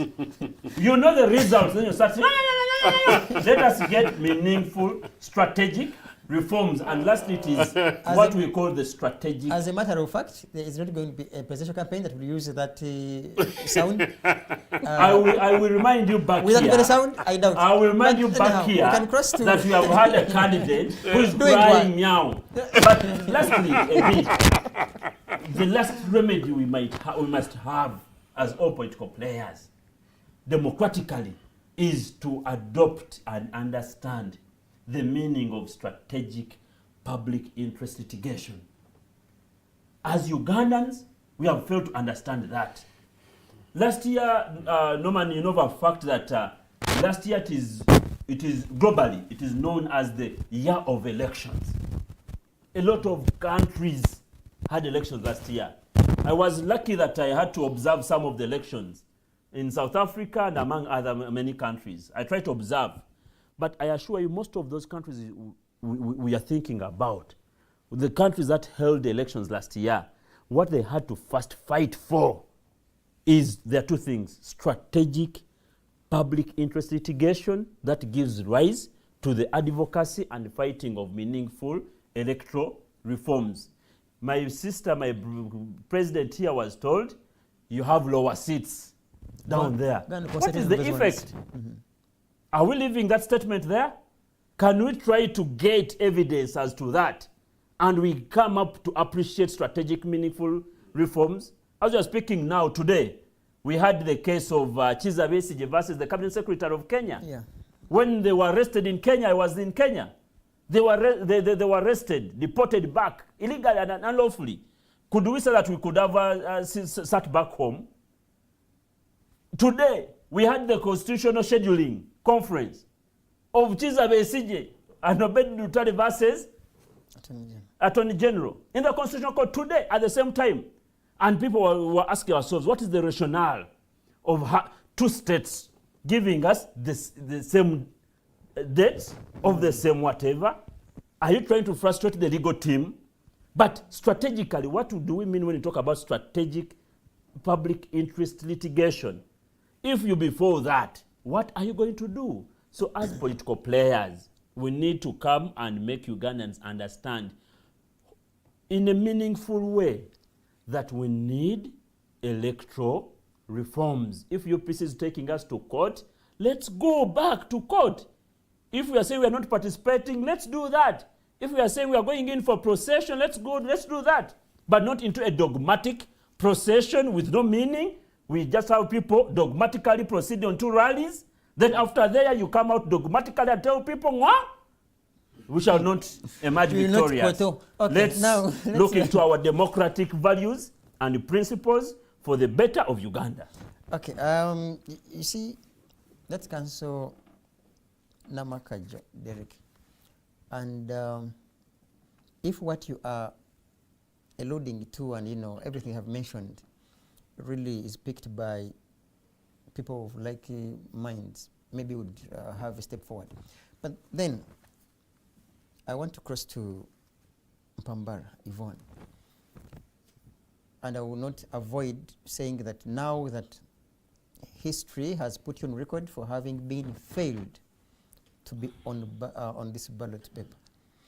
I want to believe that as a presidential material, you were following the sequence of events, at least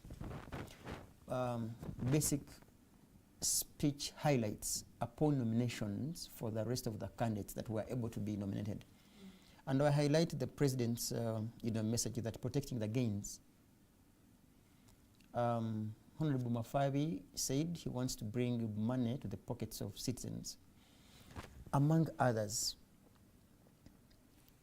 do you think these messages that they put forward as being part of their manifesto are achievable? Of course, beginning with the president, he says he wants to protect the gains. What is your comment on the gains that he wants to protect? For the president saying that it's a threat, I see that as a threat. What gains is he protecting? What gains is he protecting? We've questioned ourselves, and I'll use the example of public service, and how often we've said that the poor public services we have in Uganda are not by accident. They're engineered by the system to be the way they are. So at the end of the day, when we're seeing certain manifestos, I think the question that comes to most of our minds is, are we being threatened when we're told they're protecting the gains? What are the gains? The gains of poverty, poor quality education? In your heart of hearts, aren't there some gains by the NRM government? You ask me that question every time I'm on this show. Every time I'm on this show. The viewers are watching you and whether or not there isn't. If we're being honest, no. We have to be honest with Ugandans and we have to be very, very genuine when it comes to the effects of what has been done to Ugandans. I cannot come and pull the 2% out of these gains you're talking about for me to summarize that this has been a good governance. Because it's not. Ugandans are crying. They're crying. So that's why I will ask you, him saying he's going to protect the gains, to me, to Ugandans sounds like a threat. Because your gains have all been adverse. Majority of them at least. I'm not going to get again the little percentage you're talking about to conclude on that they've been great gains for Ugandans. Maybe they were there at the beginning, but 40 years down the road, I don't think that's the same case. For the rest that are pointing out what their manifestos are, and I'll speak as a genuine Ugandan, we don't see the difference anymore. We're just now seeing politicians before us speaking. All the majority of them, because all these elections, I have been on this earth for 33 years. Those are 3 decades. I have watched the same arguments, the same manifestos, the same promises, the same, everything is just fabricated over and over. It gets monotonous at a certain point, and that's why Ugandans are now realizing that this is not working for them. If you follow the movements of people, especially online, the large communities, and now they are telling you, we are no longer interested in voting. These are some of the issues. Everything has become monotonous. We've watched the same thing, fabricated politics over and over. It's like politics just wears new clothes, a new suit, and just comes before us and starts saying the same things. So Ugandans are fed up. So in terms of them believing that these are achievable, I will tell you it's achievable in form of a threat for the top guy. Honestly, Ugandans feel like they feel like that's a threat. But for the rest, we are not seeing the difference. We are seeing the same politics, just regurgitated over and over. There are no new promises. So the best we can also pull out now is the comedy part of the politics. We just laugh about, abolishing Kiswahili and whatnot. But we move on. Ugandans are not interested. They were having debates the other day on Twitter, saying that on that day of elections, I'll be at my home drinking tea because I'm not burdened anymore. One of the presidential candidates is trying to be symbolic and saying that having that tray, I hope that's the right word for even a tray, Lusania, right? Like they call it. It is symbolic of a serving plate where every person will be in position to tap onto the national dining plate, if I may use the word. So it may not necessarily mean that, the comedy, like you want to put it, simply being symbolic. Like someone say, this is what we represent for all of us to share. And if such a candidate wants every person to share, would it be ideal for you to say, maybe, yeah, he represents some bit of... Ugandans are fed up of those symbols. We need to see some more action. We need to be clear and appreciate the fact that politics at times is driven by the trend. That is the reality. I can assure you, during Ruto's win, I was in Kenya, and most of the Kenyans were laughing. The day they rode His Excellency William Samuel Ruto in the wheelbarrow, and people were saying, what kind of symbol is that? And I assure you that the wheelbarrow took him to State House. So we just need to attach the true meaning to a political whatever, because for him it was the hustler's nation. And indeed, there's nothing that could speak loud enough than a wheelbarrow to a hustler. There is nothing that can speak loud enough to sharing a national cake. I subscribe to the Democratic Front, but when it comes perhaps to that kind of reasoning, even to the common man, a common man, they tell you that when you come for Uma, we are eating pilau, we need to sit on what? on a platter. We shall proceed. But you know the effects of you'll have a minute of self-service. But there's also some other challenge where some of the beef chunk is pushed onto a specific individual. Proceed in a minute. No more than self-service. After 40 years, it becomes very complicated to compare ourselves to the neighbors in forms of trends. It becomes very hard. And you can see the level of frustration that Ugandans have towards governance when you actually have a good conversation with some of them. Just walk down the street and ask one person, what they think about elections, they'll be very honest with you. So it's a level of frustration they've reached where they don't believe in majority of these processes anymore. They don't believe in them anymore. So no matter the trend, no matter the slogans, no matter the... What a person is seeing is frustration because they know Museveni is going to come back. What else are you going to tell them from that? I don't... What's the problem with electoral laws? Let me use the powers that I have Sorry. to give you the 3 or so means, because this seems like your last submission. Now that you are not on ballot, you say that Ugandans will tell you that in any case Mr. Museveni is coming back. How differently were you going to participate in the very process, on the very ballot, where you now say that in any case he's going to come back? That's to me? Yeah, sure. We were offering a very strong alternative vision for Ugandans that we feel has not been in the politics of this country for quite some time. So in terms of the vision we're offering, it was that we've reached this level where we are fed up. How do we start working together to make sure that we have at least certain reforms that are going to, I'll say maybe gently, have this gentleman slowly shoved to the extremes so that we're prepared. Let me be honest with you. We are preparing for the transition now. We're preparing for the transition. I know he's agreeing because now parts of what I'm saying. Because transition forms part of the reforms. That's what we are calling So for, we reforms. are preparing for life after this man because we've felt we've had to wait for circumstances or situations of life, unfortunately, for him to reach this level and say, I am going for the last time, or this is my... Because we are seeing him now, very frail.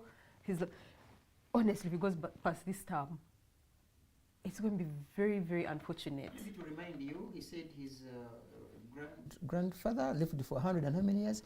So just be patient. And no, there's no patience. So we are going through a transition period where we feel for Uganda now we need to prepare for collective action towards an alternative vision past Museveni. And that is a message we're going to sell to them. We are all fed up. We are all tired. Where are we going to now channel our frustration to make sure that even the change that comes after this man is something that we are looking forward to? Are we looking forward to a Mohozi presidency? Honestly, no. And we are going to speak it here. I feel like it's a generation now for me who has to start the fight early so that we are not now fighting with new frustrations in form of someone else who is carrying the vision of this man we've been trying to remove for the past 40 years. The son could be different from the father. No. It's the same system. It's the same system. Okay. It's the same system. Madam President was bringing a reform agenda, reform transition agenda. It's the same You have system. a minute, then I goes to Mr. Ochieno. So we're offering that alternative vision that together as Ugandans, we can achieve something past Museveni, and we need to prepare for the future of this country past NRM. As a party, I am also disqualifying the party at this point because I feel that entire system now has to find an outlet. So finally, between now and 2029, what are you going to be engaged in regards to your political life? We're going to continue the work. Majority of it is now to start mentoring, but also building more groundwork in terms of the networks, in terms of collaborations, because we felt most of our message now has to reach most people at even the grassroots. So for example, our political parties have had an advantage. We felt, I'm going to speak from the experience of the signature collection process. We felt that that's where they had an advantage, be able to do their work properly. I'm coming from a generation or generations of young people that feel political parties have let them down because we've not seen anything different. So we had felt being independent, which is rightly provided for by the Constitution, is something we can run along and try and cause change. But I genuinely believe the system has been very intentional about removing independent candidates, which again, I don't understand. I guess along the way, we'll find out why. But we feel there's so much collaboration that has to be done with grassroots, that has to be done with different categories of Ugandans for us to be able to push the message that there's an alternative vision for Uganda past Museveni, and that even if we are praying for a transition past this ruling government, that we have to be ready to take on the leadership mantle of this country, and that even young people and women have a huge role to play, like they played for the last parts, to meaningfully participate, to lead this country as well, and that they're not relegated to the sidelines like we've been done on this ballot by the Electoral Commission and the powers that be to intentionally eliminate us from power, that we now have to strategically build towards how we can transform the space in general. So we feel there's a lot of work to do. Mr. Ochieno Joseph, you have your 3.5 minutes to communicate to the viewers on whether or not you see some substance amongst the people. I don't want to say, of course. Okay, people who appear who will appear on the ballot, on whether you see, and of course I will begin with the president himself, and his catchy word is protecting those gains. I rarely complain about the time given to me, but I know we really have to close because the media is my trade for a long time. But I just need to say this, that it's extraordinary that Yvonne was born 7 years after NRA came into power. 7 years is a very long time.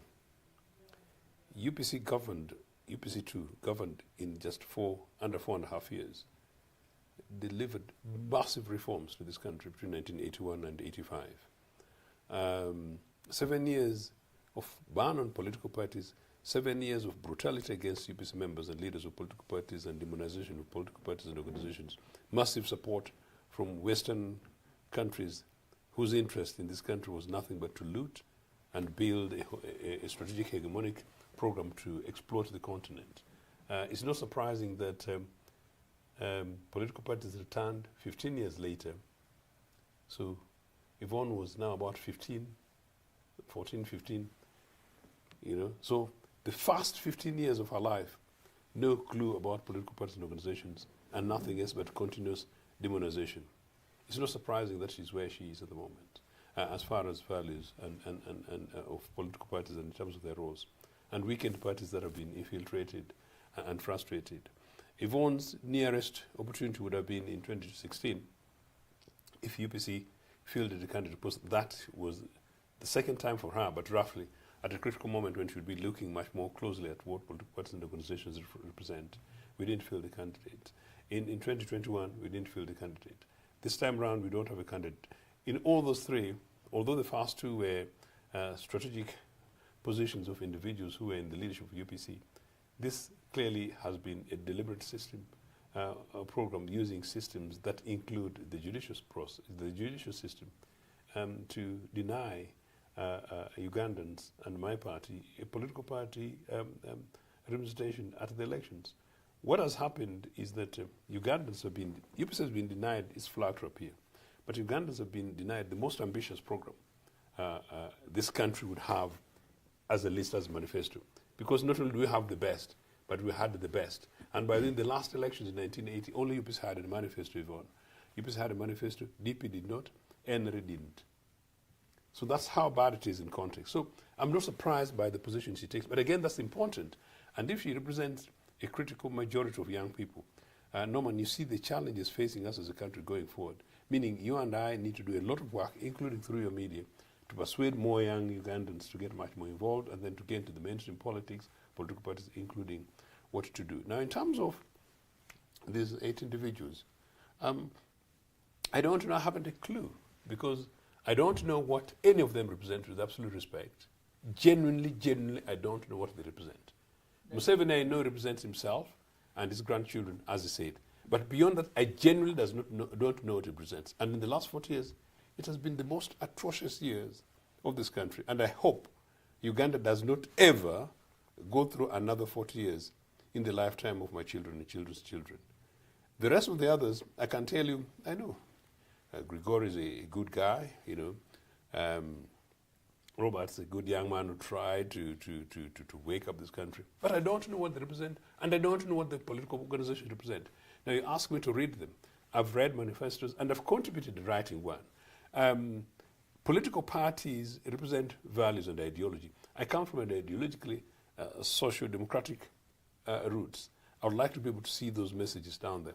This sloganeering that people pick and then go ahead and copy manifestos of ZANU-PF, manifestos of some crooked party in Ghana, and the looks really posh, and then come and start again.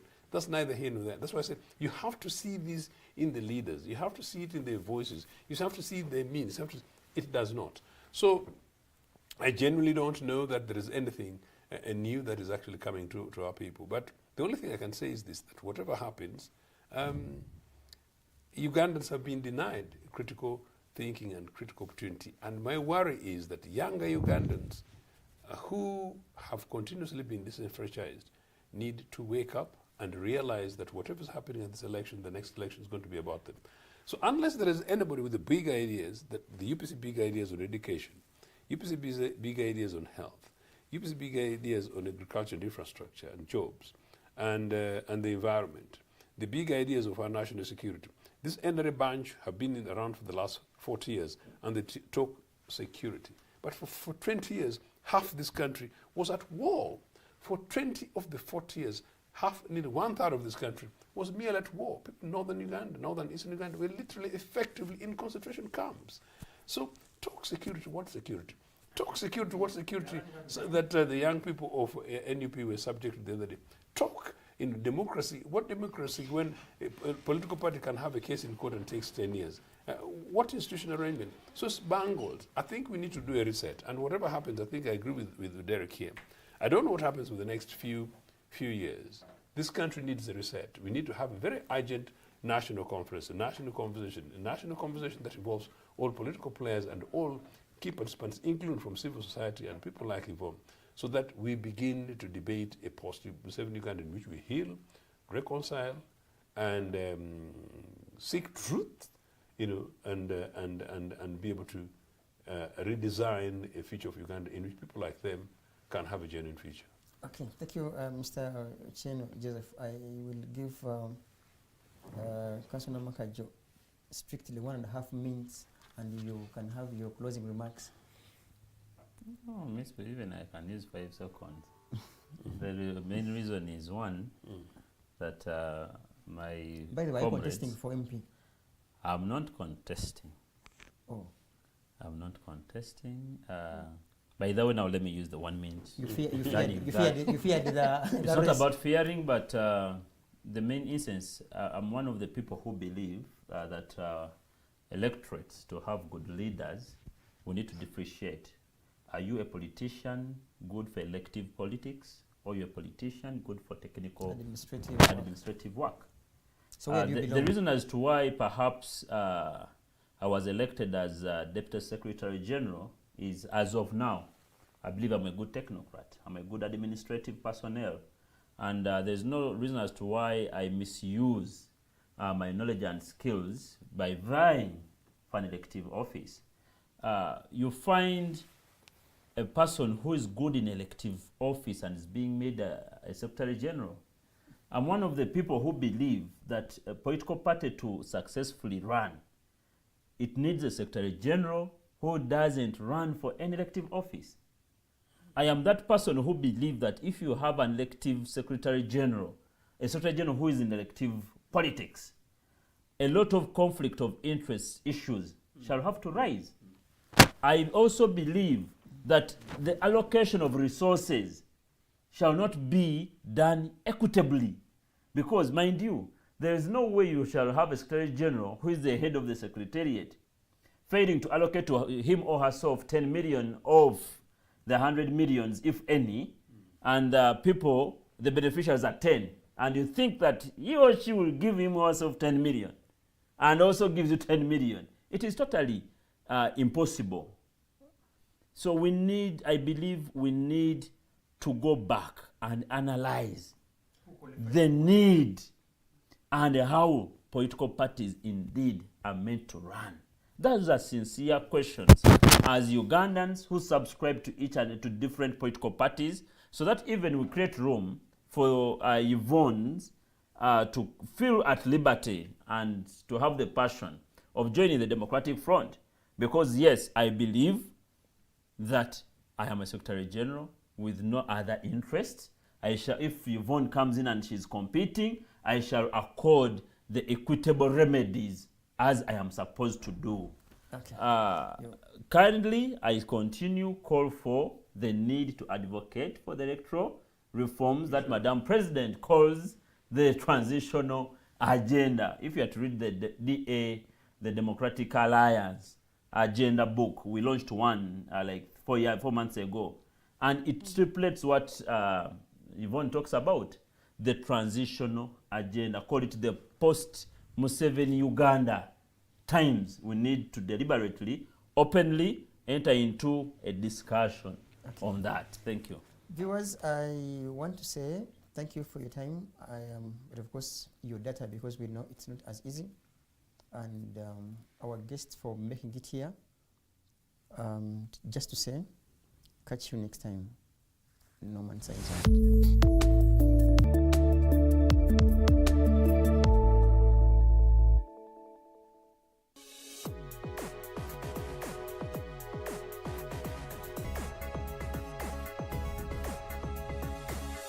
The Alternative Dig Talk.